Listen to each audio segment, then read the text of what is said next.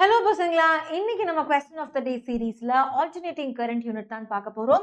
இது multiple times repeat ஆன ஒரு யூனிட் அண்ட் இதுல மல்டிபிள் டைம்ஸ் ரிப்பீட் ஆன ஒரு கான்செப்ட் அப்படின்னு பார்த்தீங்கன்னா உங்களோட ரெசனன்ஸ். ஸோ அதுல இருந்து இந்த கொஸ்டினை பார்க்கலாம் பசங்களா.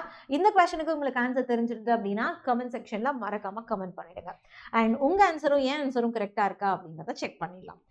And LCR circuit and LCR circuit is under resonance. Okay, resonance la irukunu kudutittu they have said it is in resonance if Im is the current amplitude and Vm is the voltage amplitude, R is the resistance and Z is the impedance, XL is the inductive reactance and XC is the capacitive reactance. Then இங்க கொடுத்திருக்க 4 ஆப்ஷன்ல எது கரெக்ட்னு கேக்குறாங்க. இந்த 4 ஆப்ஷனுமே நமக்கு ஒண்ணே தான் சொல்லுது, that is your Ohm's law. Right? அப்போ ஓம்ஸ் லா அப்படின்னு எடுத்துக்கிட்டோம்னா I is equal to V divided by M, I mean V divided by R அப்படிங்கிறது தான் நமக்கு கரெக்ட். ரைட் பசங்களா, இந்நேரத்துக்கு you people will figure out இதுக்கு என்ன கான்செப்ட் அப்படிங்கிறத நீங்க தெரிஞ்சிருப்பீங்க. ஆன்சர்ஸை மறக்காம கமெண்ட் செக்ஷன்ல போட்டுட்டு செஷனை லைக் பண்ணி உங்க ஃப்ரெண்ட்ஸுக்கு ஷேர் பண்ணிடுங்க அண்ட் மறக்காம subscribe to the channel.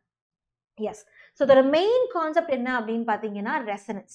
So resonance அப்படிங்கிறது என்னன்னா LCR மூணுமே இருக்கிற ஒரு சர்க்கிட் ஒரு பர்டிகுலர் ஃப்ரீக்வன்சியில் என்ன ஆகும் பசங்களா, நம்மளோட இண்டக்டிவ் ரியாக்டன்ஸும் நம்மளோட கெப்பாசிட்டிவ் ரியாக்டன்ஸும் சேம் டு சேமாக இருக்கும். அது ரெண்டுத்தோட வோல்டேஜ் எப்படி இருக்கும் பசங்களா, அதுவும் சேம் டு சேமாக இருக்கும். அப்படி ரெண்டுமே சேம் டு சேமாக இருந்தது அப்படிங்கிற இடத்துல நம்மளோட இம்பிடன்ஸ் ஃபார்முலா என்னது பசங்களா, R² + ψL - ψC the whole square. அப்போ இது ரெண்டும் சேம் அப்படிங்கிறப்ப இது நம்மளுக்கு ஃபுல்லாக 0 ஆயிடும். அப்போ that will be √R². அப்போ வெறும் R. அப்போ ரெசனன்ஸ் கண்டிஷன்ல நம்மளோட இம்பிடன்ஸ் யாருக்கு தான் ஈக்குவலாக இருக்கும், வெறும் நம்ம ரெசிஸ்டன்ஸுக்கு மட்டும்தான் ஈக்குவலாக இருக்கும்.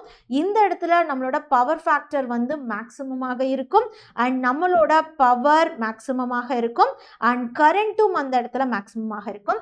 அப்போ even though L and C இருந்துமே நம்ம சர்க்கிட் ஒரு பியூர் ரெசிஸ்டிவ் சர்க்கிட் மாதிரி செயல்படும். ஓகே தானே பசங்களா? டன். அப்போ ரெசனன்ஸ் கண்டிஷன்ல நம்மளோட ஃப்ரீக்வன்சி என்னது, that will be 1/2π√LC அப்படின்னு நம்ம எழுதலாம். இல்லை ω0 will be equal to 1/√LC அப்படின்னு எழுதலாம். அப்போ இந்த கான்செப்டை வச்சு இங்கே அப்ளை பண்ணோம்னா நார்மலாக நம்மளுக்கு மேக்ஸிமம் கரண்ட் வேணும் அப்படின்னா maximum voltage divided by R. Right? இப்போ இது நம்மளுக்கு இது வந்து ஜெனரல் ஃபார்முலா, இது ஜெனரல். அப்போ நம்மளுக்கு வந்து LCR சர்க்கியூட்ல என்னவாக இருக்கும் பசங்களா, that will be your impedance. Correct? அப்போ Vm divided by impedance Z. And இப்போ நம்மளுக்கு என்ன கொடுத்துருக்காங்க பசங்களா, ரெசனன்ஸ் கண்டிஷன் அப்படின்னு சொல்லிட்டாங்கன்னா அப்போ Z will be equal to R. அப்போ finally Im will be equal to Vm divided by Z, that is equal to R. So finally Vm divided by R will be the correct answer. So option D தான் கரெக்டான answer. நீங்க கண்டுபிடிச்ச ஆன்சரும் நான் solve பண்ணிருக்க ஆன்சரும் சேமா இருக்கான்னு பார்த்துக்கலாமா? So here we go and S.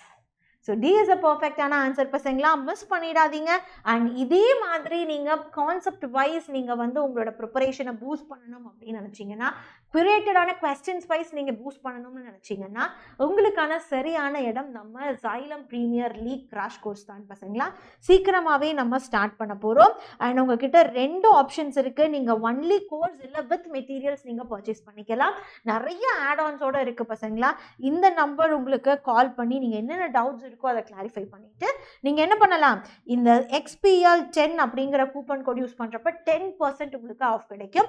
இந்த QR கோடுமே பர்ஃபெக்டான ஒர்க்கிங் கண்டிஷன் தான். ஸோ QR கோடும் யூஸ் பண்ணிக்கலாம், டிஸ்கிரிப்ஷன் பாக்ஸில் லிங்க்கும் இருக்குது, அதையும் யூஸ் பண்ணிக்கலாம். ஸோ நீங்கள் உங்கள் ஃப்ரெண்ட்ஸ் சேர்ந்து முடிவெடுக்க வேண்டிய டைமில் இருக்கீங்க பசங்களா. So take a right decision and make your dream right. Have a great day. நான் இன்னொரு இம்பார்ட்டண்ட்டான கொஸ்டினில் உங்களை சந்திக்கிறேன்.